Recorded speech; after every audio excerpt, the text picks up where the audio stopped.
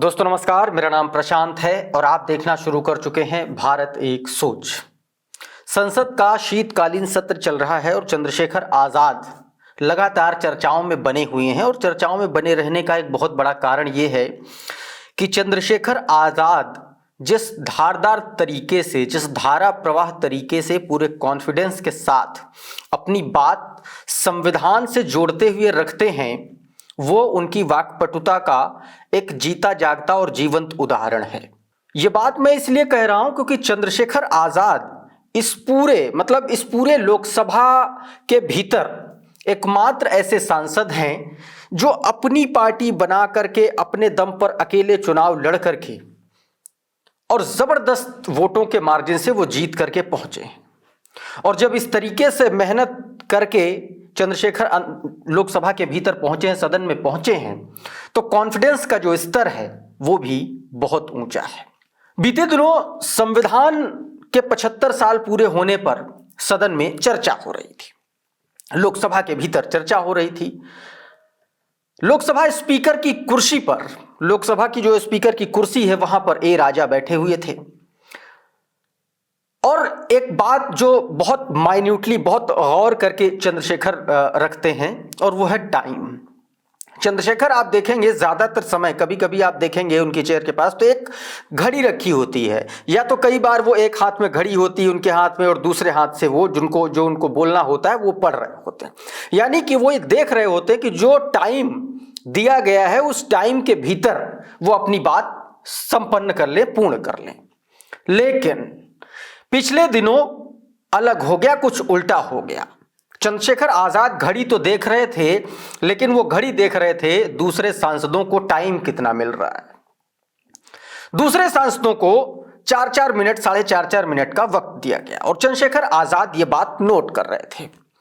चंद्रशेखर आजाद जैसे ही संविधान पर चर्चा के लिए बोलने के लिए खड़े होते हैं, वैसे ही थोड़ी ही देर में जो स्पीकर साहब बैठे हैं वो टोकने लगते हैं कि जल्दी कंप्लीट कीजिए, जल्दी कंप्लीट कीजिए। चंद्रशेखर आजाद ने बस इसी बात का, उनको इसी मौके का इंतजार था और उन्होंने अपनी ताकत एक बार फिर से दिखा दी। चंद्रशेखर आजाद ने सीधे तौर पर स्पीकर को चुनौती दे डाली और सीधे कह दिया कि क्या अब सदन के भीतर भी दलितों को, पिछड़ों को, वंचितों को, उनकी आवाज उठाने वालों को बोलने का मौका नहीं दिया जाएगा? एक तो सबसे आखिर में आप बोलने का मौका देंगे, वो भी दूसरों को 4-4 मिनट देंगे और हमको सिर्फ 1 मिनट का मौका देंगे। इस तरीके से चंद्रशेखर आजाद ने आड़े हाथों ले लिया स्पीकर को।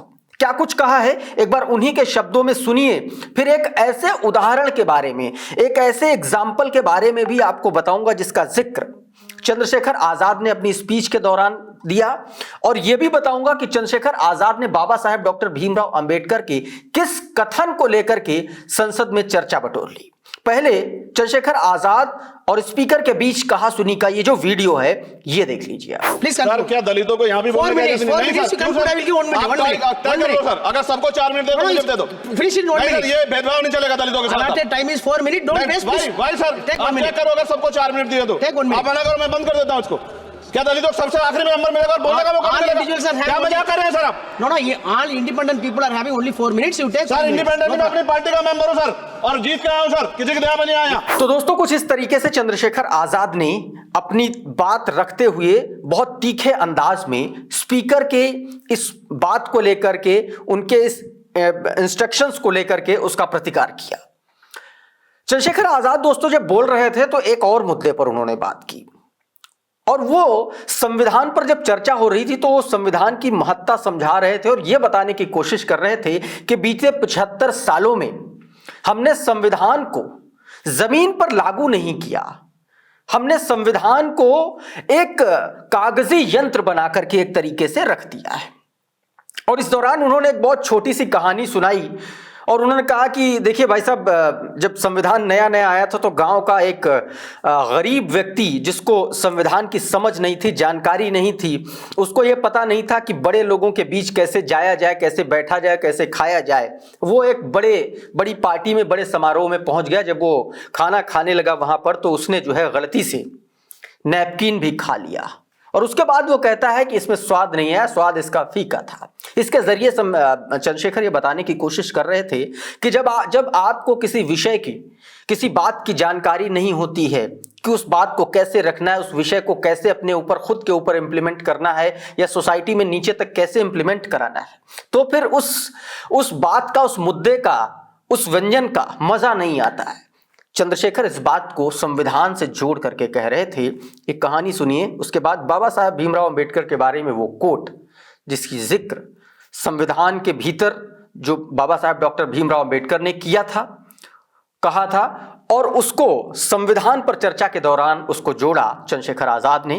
पहले ये कहानी सुनिए। सर, उस समय संविधान की स्थिति ये थी कि जैसे गांव का कोई आदमी, मैं 50 की बात कर रहा हूं, वो 50 साल पहले शहर में आ जाता और बड़े लोगों की महफिल में चला जाता, उस जहां वो खाना खा रहे हो, और वो टेबल पे नैपकिन को खा के जो है ये कहता कि ये तो फीका, क्योंकि वो जानता ही नहीं था, वो समझता नहीं था संविधान को, संविधान है क्या। संविधान उसके लिए महज दस्तावेज था।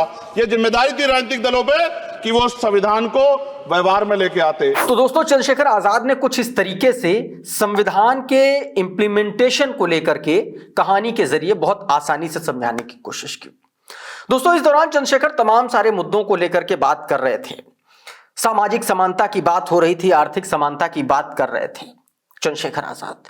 और इसी दौरान उन्होंने बाबा साहब डॉक्टर भीमराव अंबेडकर का एक कथन कोट किया, जिसमें 1950 में जब संविधान बना, गणतंत्र देश हुआ अपना, उस वक्त डॉक्टर बाबा साहब भीमराव अंबेडकर ने कहा था कि आज से हम एक नए विरोधाभासी युग में प्रवेश कर रहे हैं।